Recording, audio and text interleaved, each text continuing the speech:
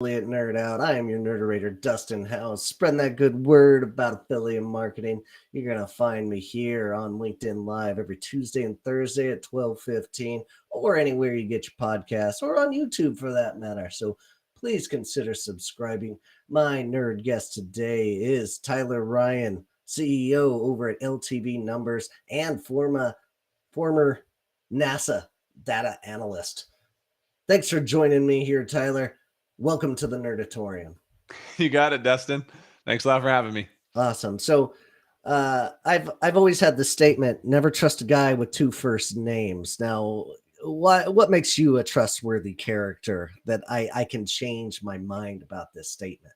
Well, I think the first thing is I actually have three first names. So no. Take that. Tyler John Ryan. Okay, let's just say one of them trustworthy cancels each other's out. What was the middle name again? John.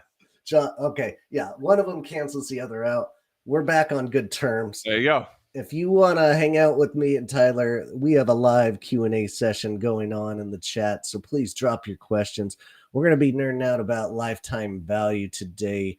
And Tyler, without further ado, who are you? Well, Dustin, as you said, I'm a former NASA software engineer, and I had the privilege of building spacecraft applications that helped spacecraft engineers design the rovers and put them on Mars. So perfect. Because of that, I got to see in a very unique way the type of data precision and accuracy that it takes to get a rover to land on Mars within a foot of its target landing spot.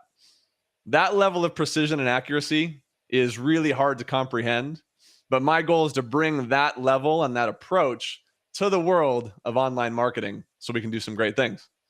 Goodness. All right. That's pretty impressive work that you've done in your past. And it just exemplifies what affiliate marketing is and the natural career path of going from NASA into affiliate marketing. Of course, like everybody knows that's the way it's supposed to go. It's the dream track right there. Awesome. We got John Wright in here dropping the three first names. Amazing. Yes, I agree, John. I don't know what your middle name is.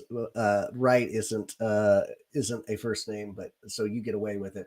All right, so I'm going to drop a link to get a hold of Ryan. I did it. I knew it. I knew it was going to happen. Knew it was going to happen. To John here. We're going to drop a link to his LinkedIn in the chat so you can get a hold of him very easily. If you would like to come on to Affiliate Nerd Out and be my guest, jump into Tyler Ryan's seat here.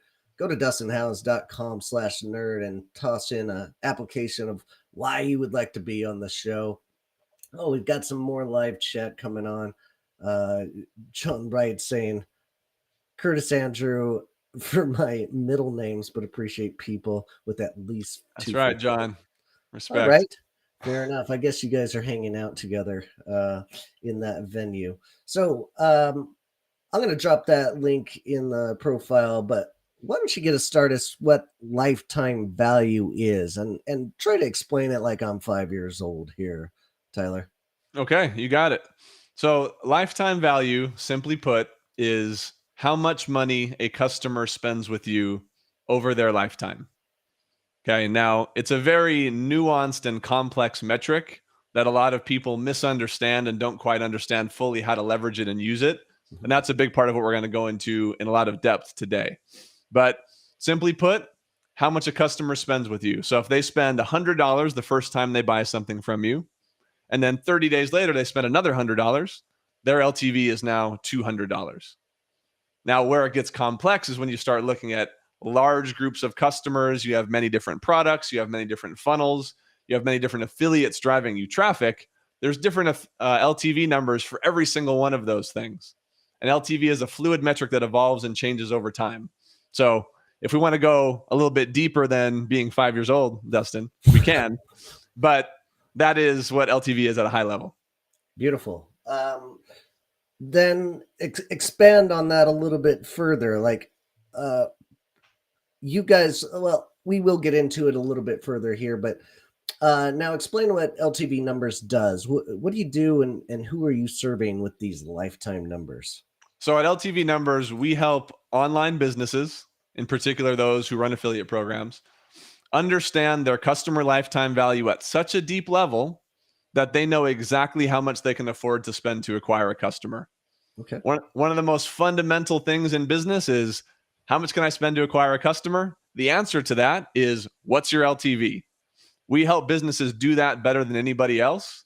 And the name of the game is, if you can spend more to acquire a customer, you'll be able to get more traffic. And the business that can spend the most to acquire a customer wins.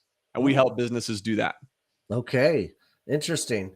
And so does this apply? The first thing that always comes to my mind when I think of lifetime value, I didn't even know what this was until I started working for SaaS companies. And Mhm. SaaS companies are very in tune with what their lifetime value of their customers are, because they're on a monthly recurring revenue Right. MRR model for and they're trying to be as sticky as possible. They're trying to make their software as useful as possible and as hard to get off as possible, and that raises their lifetime value. But the clients you're normally working with are in the SaaS space, is that right? There are some in the SaaS space, but for the most part, they're selling things like digital workout programs and coaching programs and supplements and online courses. So because of all that variance, it's not nearly as simple as, how long do they stay in my monthly program? Mhm. And that's where a lot of the complexity comes in, but it's also where a lot of opportunity comes in if you can understand how to use LTV properly. Great. And the clientele that you're taking on, oftentimes I would assume that they've have an established affiliate program where these lifetime value numbers are um, a little bit highlighted, or have some time within their business to actually have these necessity numbers. Is there like a point in time in which you're working with these companies that they have to have this many months or years of service before you can start really evaluating it? It really helps if there is at least 12 months of historical data to go off of. Okay. And just as a general rule of thumb, most of the businesses that we work with are doing at least $1 million a year in top line revenue. And if they have an affiliate program, they're getting traffic from a wide ranging number of affiliates, and they have a multi-product catalog that they're sending their customers through. So that way, someone comes in and buys something, they can then market additional products on the back end. And that's where the LTV equation really comes into play. Because if you only have one thing to sell, there's not really much to look at. But if we do have this multi-step customer journey, which I know we're going to go into in more detail Hmm. during our talk today, that's where understanding LTV and optimizing for it becomes a real opportunity. That's well said. Great. Looks like John Wright's just beating up our chat here, and he is anxious to get some questions in. Do you help affiliates understand their lifetime numbers as well? I know some big affiliates pay attention to this and measure it, as it seems, of deciding who to give more traffic to. Great question. Thanks, John. Do you work with affiliates?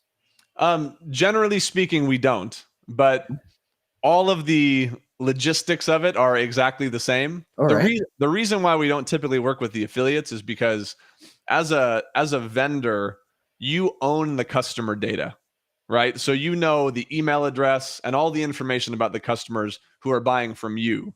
And when we look at LTV, we want to look at, you're acquiring 100 customers a day. Mhm. How can we figure out how much all of those customers coming into your ecosystem are worth, so that you can figure out how much you can afford to spend to acquire those customers?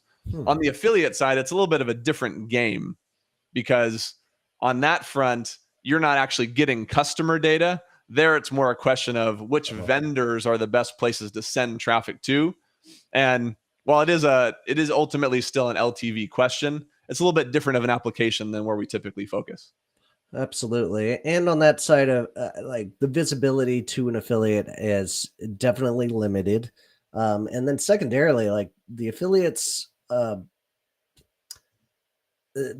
affiliate job to merchants, essentially the partnership there is to bring the first time customers in all reality, right?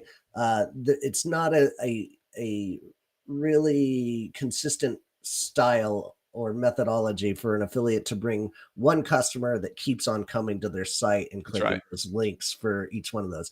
It's the merchant's job to retarget them in the future and remarket them with email campaigns after they become a customer. So the lifetime value of each one of those, not so prevalent, but I guess it could work if it was a recurring model, right? Like if an affiliate was getting a recurring 20% for the lifetime value of the customers that they're bringing in, that might be part of the equation, right? Yeah, absolutely. I think the main difference is a big part of what we're going to talk about today is creating strategic and optimized customer journeys. If you're an affiliate sending someone else traffic, Mm-hmm. you don't control that customer journey, right? Your journey is like, what's the nature of your relationship with the vendors that you send traffic to? It's not really, there's not really as much to go into there as when I'm acquiring customers. How do I make sure that that customer has a great experience from the day that they come in all the way through the rest of their time with me? And that's what we're really going to focus on.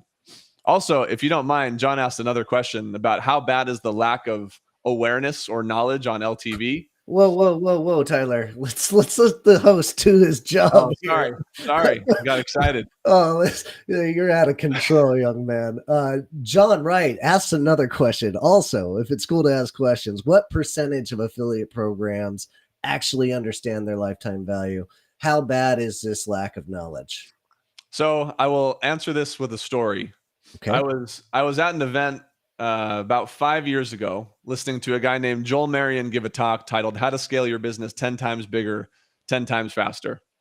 And if you know who Joel Marion is, he built the company BioTrust from zero to $150 million in 18 months, which is just an insane speed to build something like that.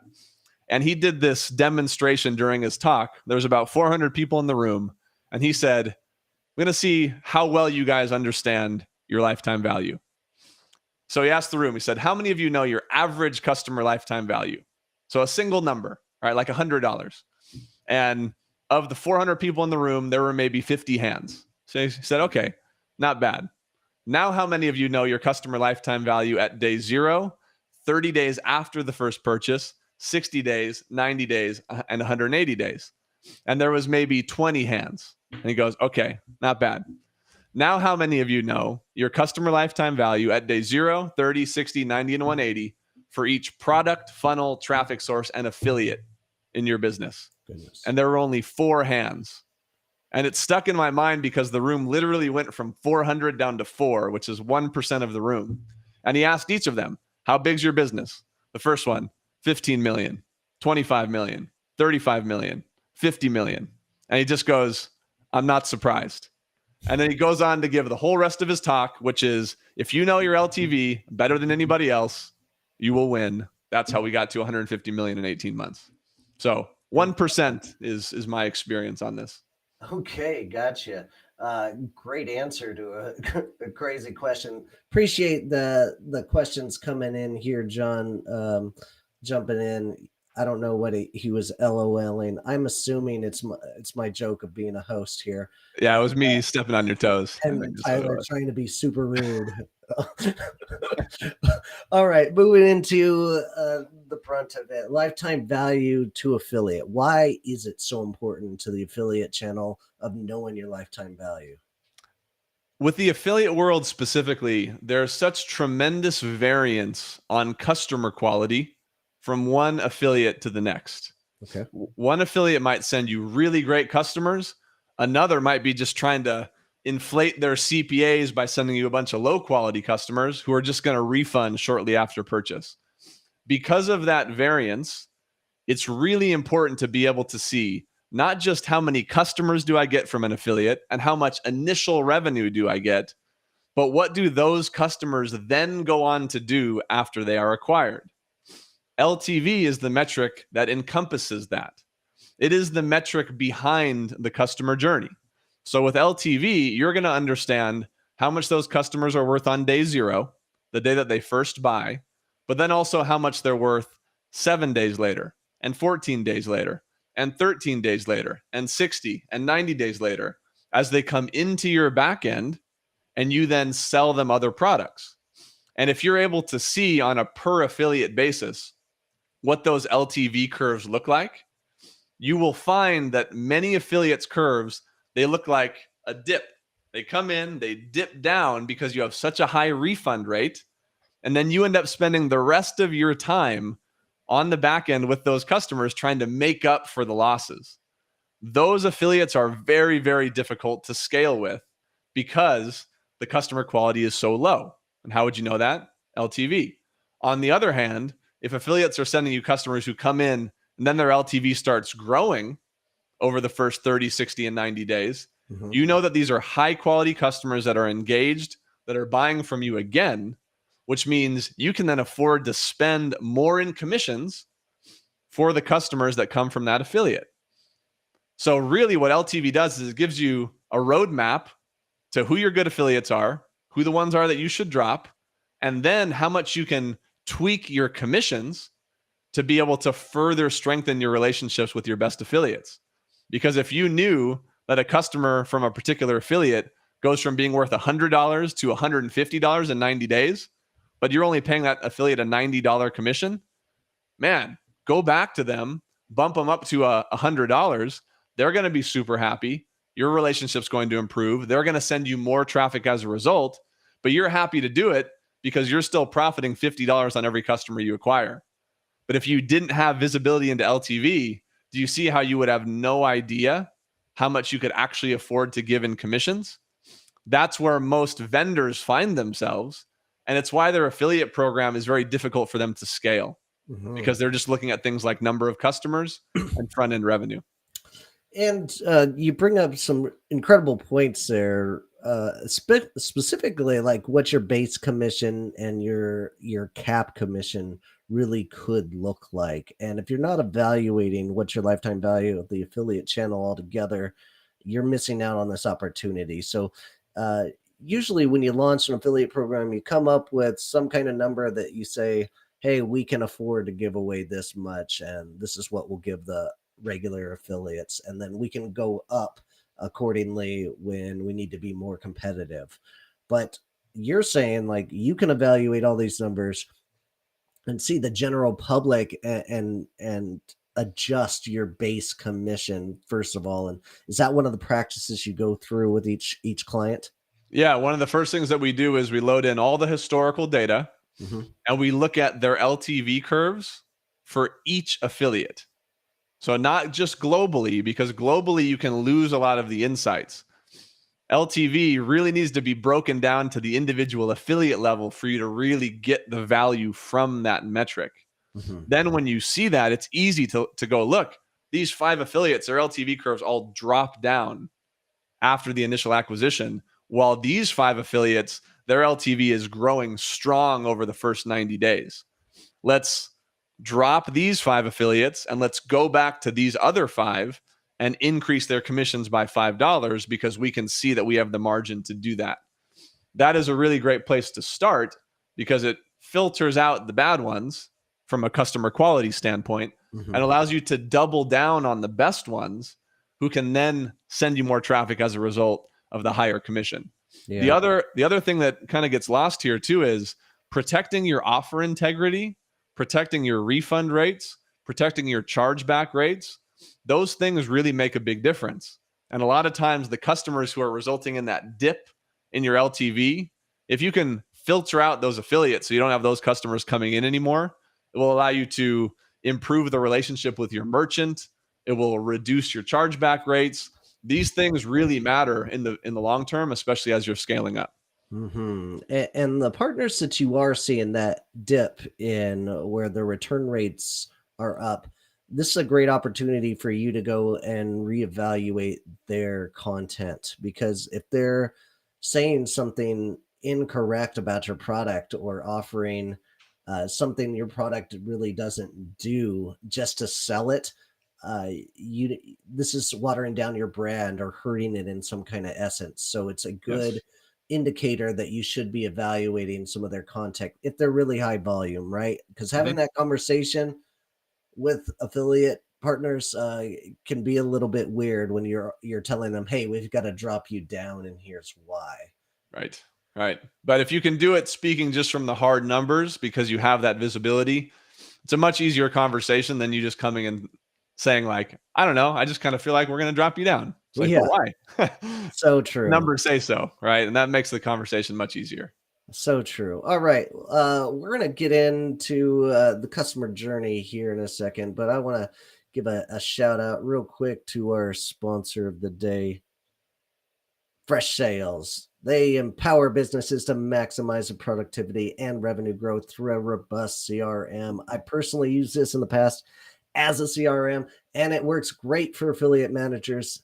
It has some seamless integrations with AI-driven capabilities and providing a comprehensive 360-degree view of company and customer interactions. I'm loving that AI-driven content scoring. And it's built for the sales team, but affiliate managers can absolutely use this if they're on a budget, and they can utilize the tools to stay organized with clients and partnerships as low as $15 a month, but you can try it out with a 21-day free trial. Go to dustinhouse.com/fresh to get started for free today. That is dustinhouse.com/fresh. And getting back into it, you've got a little diagram that you'd like to share your screen with, and this is the customer journey. So we're going to talk about what a customer journey actually looks like and what it does for your clientele here. Absolutely. And we're going to start off here by looking at what most businesses that I see in the affiliate world do with their customer journeys and how we can make them better. And the main thing that I want to just get clear on here before we dive into this is when I talk about a customer journey, what I'm referring to is the experience that the customer has from the day that they make their first purchase with you and then through the rest of their lifetime with you in the business. This is the part that we as the vendors, we control, right? We control what their experience is like after they make their first purchase. Mm-hmm. We control what we sell them and when we sell to them. And that journey is critically important for your LTV to be meaningful. And here's what I mean by that. If every customer who comes in has a different experience, then your LTV doesn't have any meaning because LTV must be representative of a group of customers going through the same experience over the same period of time. If one customer comes in as a different experience, another one comes in as a different experience, and then we look at a day 30 LTV, what does that mean? If all of your customers had a different experience over those 30 days.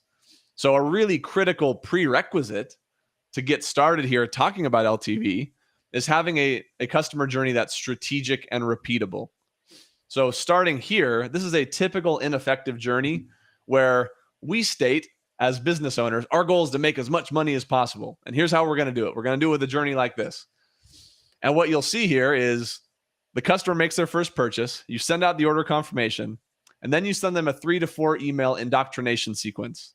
Ooh. At that point, the journey is pretty much over because now they're going on to a broadcast list. You're cross-selling a bunch of other offers, whether internal or affiliate, and you're trying to make as much money as possible before they unsubscribe. The irony of this is if your goal is to make as much money as possible, I've seen over $500 million worth of sales data in this space. The best way to do it is to actually care about your customer, give them a good experience, and put them through a carefully crafted customer journey. This does not do that. And the irony is the goal is to make as much money as possible. This is one of the most ineffective ways for you to make money as a vendor. The data shows it. The data shows that your returning customer rate with a quote journey like this is extremely low.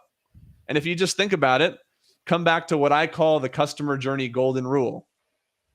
Treat your customers like you want to be treated. When your customers go through a journey like this and they're getting bombarded with other offers before they've even experienced the value that you promised from your front-end offer, why would you expect them to buy from you again? I wouldn't. But for some reason we do. We think, man, I'm going to hit them with this 7-day sales sequence 3 days after they purchased a supplement that they haven't even received in the mail yet. It just doesn't make any sense. And that is where we lose the customer. And if you lose them in that first impression, they're never going to come back and buy from you again. Oh, amen. Now, how do you come up with a convincing people that this is the not a great strategy for them? Um, mm, is that in the lifetime numbers like early on in that journey? Can you see that and spot it really quickly? Yeah, and I understand where it comes from. It's like in this world, we're told every time we send an email, we make sales, right? Don't be afraid to email your list. Sell in every email. Email them twice a day if you need to, right? We hear these types of things, so I get where it comes from. But the reality is, when I load in businesses' data for the first time Mhm. and they have a journey like this, their returning customer rate is usually like 5%, which is extremely low. The best businesses in this space that we're talking about here have a returning customer rate of 15, 20, 25%. But the way that they get there is by crafting a strategic and intentional customer journey that's a good experience for the customer. So, what I usually say is, hey, look, here's the numbers. Your returning customer rate is extremely low. You're 10% below industry benchmark. Hmm. Do you think it might be worth trying a different strategy? Because what you're doing right now is clearly not working if your goal is to make as much money as possible. Right. So let's try creating a win-win here. Good for the customer, good for you. And in the end, the way that we do that is creating a strategic and repeatable customer journey. Okay. Gotcha. For those of you that want that visible journey that Tyler was just talking about, go to the YouTube or the LinkedIn Live link to check that out if you're listening on the podcast. Now, talking about that baseline number, what do you think? You mentioned industry standard and like baseline of what it should be, that lifetime value. What should people that are in trouble here that might be thinking, yeah, maybe I need to dig a little deeper into my lifetime value? What is that baseline that people should be questioning their business if they're underneath it? So from an LTV standpoint, Hmm. what I have seen to be a good benchmark is whatever their LTV is on the first day, which you can think of as like your AOV. All right, let's Okay. call that $100 for easy numbers. If they come in worth $100, we need your customers to be worth at least 25% more within 90 days. Okay. So it means taking the LTV from 100 to $125. Now, the key here is to recognize that I'm talking about all of your customers, right? Not the 5% who come back and make another $100 purchase. When you average them all out together, Okay. we need all of them to be worth $125. So it's not as simple as saying, well, they spend $100 up front. Some of them make another $100 purchase. Their LTV is $200. No, no, no. I'm talking about if you look at all of the customers you acquire, follow them over the course of 90 days, add up the total revenue that comes from all of those customers, and then divide it by the number of customers. That's what's going to get you your 90-day LTV. We need that number to be 125 if you started at 100.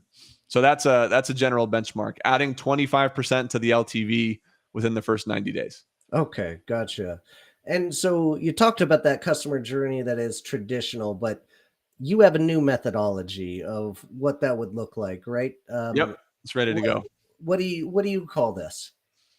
I just call this a strategic and repeatable customer journey. Okay, Plain gotcha. and simple. And so tell us about what the life LTV loop method is and the strategy behind it. Do you want to go through the strategic and repeatable customer journey as well? Yes, absolutely. Go for it. Yeah, let's do that before we go to the LTV loop method. Okay, cool. So there it is. All right. So we already talked about what the ineffective journey looks like. That is more typical. Mhm. This is the strategic and repeatable customer journey that I've been talking about. Here we have a different goal. The goal is that the customer experiences the value that they were promised. And as simple as that goal is, there's a lot that we can do to help ensure the highest likelihood that that happens. And that should be the goal of the first 30 days. Because what we're trying to do here is stick the relationship. Mhm. So they like us, they like our brand, they like our product, and they're open to the next thing that we have to offer. So what you can see here in this journey is the way it starts is reinforcing the purchase and setting clear expectations. What can they expect? When is their product going to arrive? When do they expect to experience the benefits that they were promised? What can they expect from you in terms of the emails that are coming up?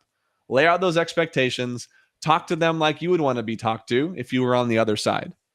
Then let them know that your goal is to deliver on your promise and support them. Stating that expectation really helps to get the relationship off on the right foot. Instead of letting them know that we're going to be bombarding you with offers, instead let them know that we're here to support you on the journey. Share why your company and your product actually exist. Give them a reason to care. Build that initial relationship based on why you do what you do and how you're here to help them. Okay. Then share testimonials that highlight the benefits and create excitement for them to experience the benefits that you promised. Then share detailed best practices on how to get the most out of the product. And here I'm talking about things like a walkthrough video on what their experience is going to be like when they receive the product, how to take it out of the box, what they can expect in terms of when to take it, how to get the most out of it. And I know this sounds very almost like you're going too far here, but trust me, this makes a big difference. Show them how to set a reminder on their phone to take this every single day. Show them how to set a daily recurring alarm. Show them where they should put it in their house so they're going to be most likely to remember to take it. Yeah. And all these things that kind of make you chuckle, because like I feel the same way. It kind of sounds ridiculous. This stuff really does matter because it's what most businesses don't do. It helps you stand out. Did you want to say something? No, I mean, I've got my supplements on my desk and I pick them up every morning, but I don't have an alarm next to it. And I've definitely never seen a business tell me to do these kinds of things, which is revolutionary, like just, and super smart it just shows you care so much more, that extra mile. It really does. And especially many of us that serve an older demographic, maybe your customers are over 50, for example. Give them something that they can print out and put on their fridge. I'm serious. Yeah. Give them easy things that can keep their, whatever the product is that they bought, top of mind, because they will forget. So it's your job to keep bringing them back. Okay. So whether it's videos, PDFs, printouts, think about for your customer what makes the most sense. Okay. Then we want to help them recognize the benefits that they may be experiencing. This is a really important one because you might have promised, for example, let's say it was weight loss. It would be obvious to say like, hey, are you losing weight? But what if they're not because of things that are outside of your control? Mm-hmm. What benefits can you point out to them that have nothing to do with that? Like, are you more productive at work? You feel like you're in a better mood? You having better conversations with your spouse? Is your sex drive higher? If you can point some of these other things out, they can start to associate them with your product, even if it wasn't the main promise. So that way, in case they were thinking, oh man, I haven't lost those 5 pounds yet. If they say, well, yeah, but you know what? I feel great. My spouse sure is happy. Like then they will start to give your product more consideration, right? And maybe they'll get themselves closer to experiencing that core value that you promised in the beginning. Then the last couple of things here is creating accountability through a community if you have one.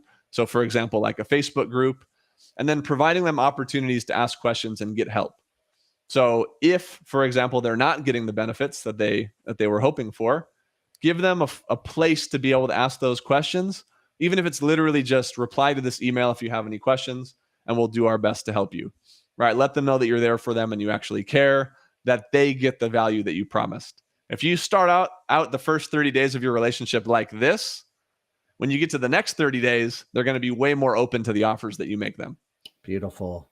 Beautiful. Oh man, that's so smart. And really appreciate that knowledge drop and giving the listeners out there that opportunity to like create this journey themselves. This is a much better looking graphic than I ever imagined like doing with a customer in the affiliate realm.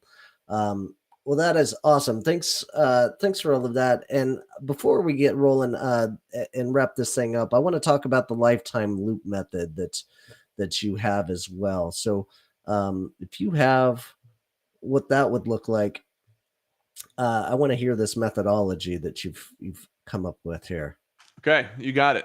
So what we didn't get a chance to talk about in that the last part of the customer journey, I just want to mention quickly, is the next part of the journey is when you start the selling process. Okay. And here's what you need to know. If you did that in the first 30 days, even if you do exactly what you were doing before in the next 30 days, they're going to be more receptive to it.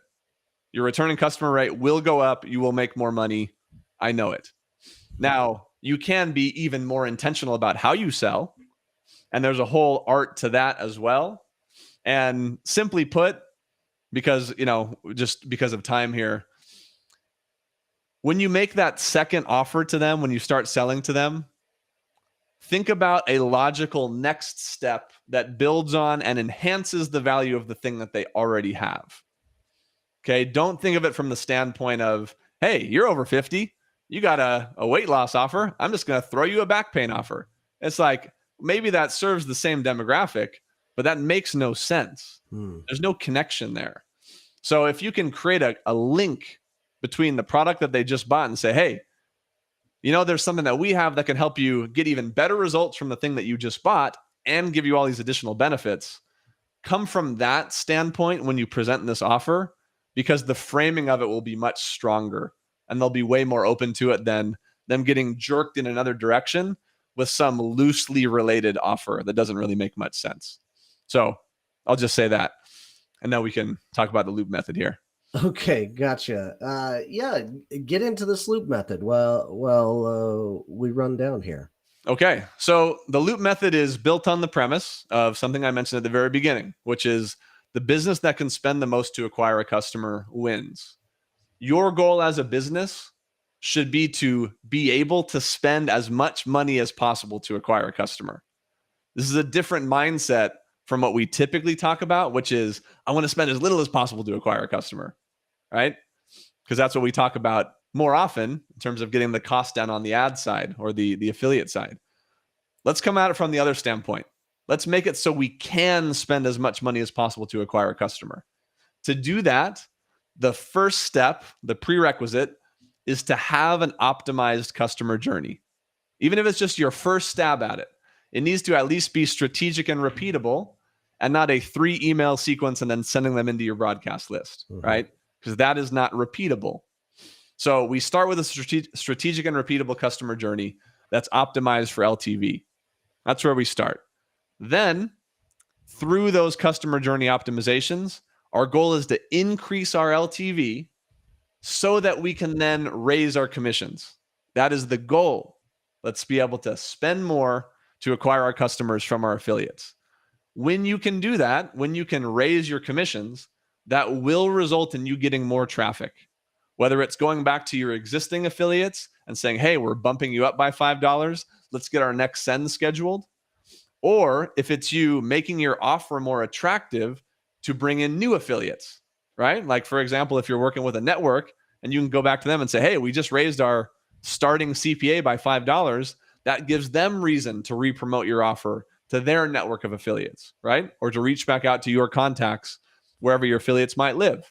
So raising those commissions creates more traffic that then allows you to acquire more customers.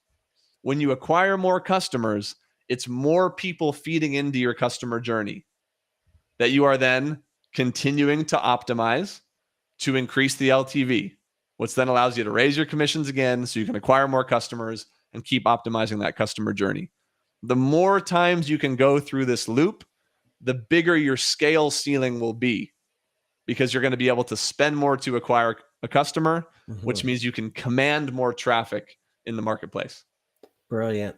And there's a hidden ROI in there too. The people that are multiple buyers of products of yours are going to become your evangelists. Not necessarily affiliates out there, but they're helping your brand expand because they're telling their friends who buy from some more of your affiliates, who become lifetime value customers. So there's a little bit of a hidden gem there as well with this whole journey, but super smart way to think about how do you increase your value of the affiliates in your program, and how to make them more happy too, because you want them to be happy and make more money as well. So that's right. It's a great relationship builder, really, when you can go back and say, hey, I want to pay you more money, right?